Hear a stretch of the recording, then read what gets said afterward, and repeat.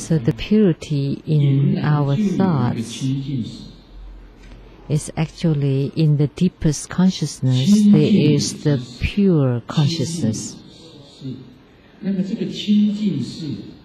So this pure consciousness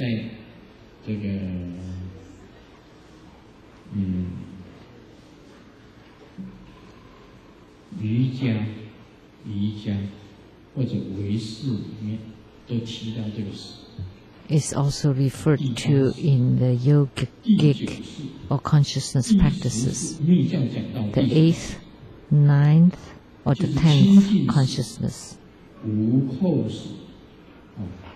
And that's the pure consciousness, the uncontaminated consciousness. So this refers to the 8th, 9th, and 10th consciousness.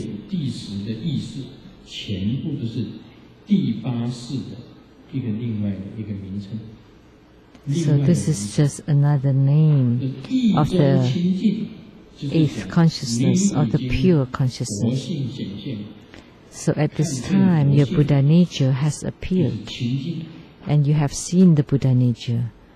By seeing the Buddha nature you are purified. In order to have purity in your thoughts, it has been mentioned in the Siddhidharma Sutra that for all time the thought of sentient beings is always arising, and none of this, all of these thoughts are transgressions. So none of them are pure.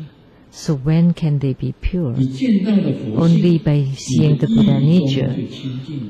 By seeing the Buddha nature, then in your thoughts or in the deepest consciousness, you are purified. And then you would succeed in your spiritual cultivation. If you still have a lot of afflictions, a lot of thoughts or contaminated thoughts in your mind, and then your conduct and behavior are influenced by it, then not only your body is not pure, your mind and your heart are also impure.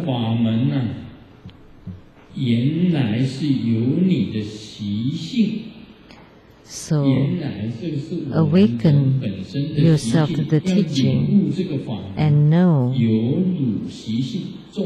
that this is your habitual tendencies, or the habitual tendencies of all sentient beings. How can you eliminate all these habitual tendencies? Is knowing that functions originally never arise, they never happen, they never occurred. So human beings are born in this world. These human beings here, we are all human beings. So we are already born as human beings, and then how can we say that we are unborn? So we need to contemplate on this. That the functions originally never arise. That in the past Sheng-yen Lu has never been born, and the current Sheng-yen Lu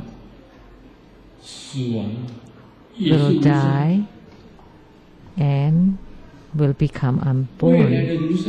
And the future Sheng-yen Lu is not born yet. And the present Sheng-yen Lu will become the past, and the past Sheng-yen Lu has passed. And the future Sheng-yen Lu is not here yet. So this is the unborn, or not non-arising. Think this way, and your habitual tendencies will disappear.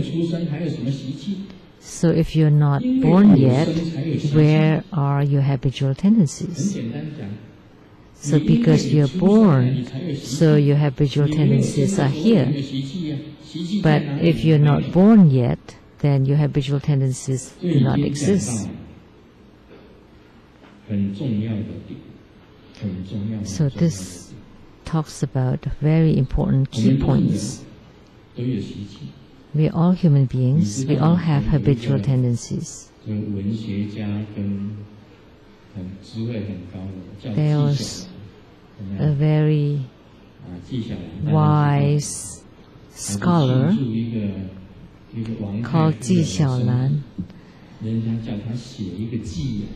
and in order to celebrate a royalty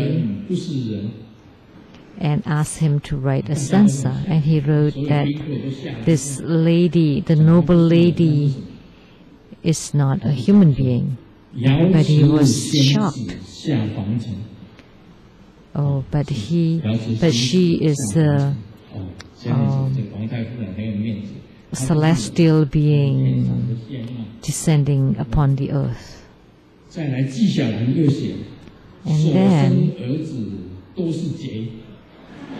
And then he wrote that her children are all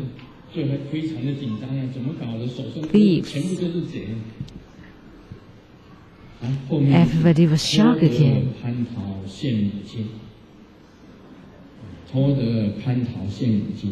Stealing the celestial peach for their mother. So this literary scholar was very wise. So we have to be wise too. So prior to being born, you're not a human being. Now you're a human being. But in the future, you would become a ghost.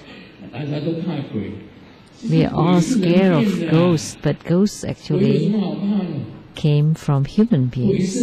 There's nothing to be scared of. Ghosts are your ancestors, your own people. Human beings will eventually die, and after death, they are not called human beings anymore, they are called ghosts. So use this concept of non-arising or unborn, then all your habitual tendencies will disappear. And the sixth Patriarch also said that the right way is to practice both wisdom and meditation stability. So, to practice both or dual practice refers to the practice of wisdom and meditation stability. Practice them both together.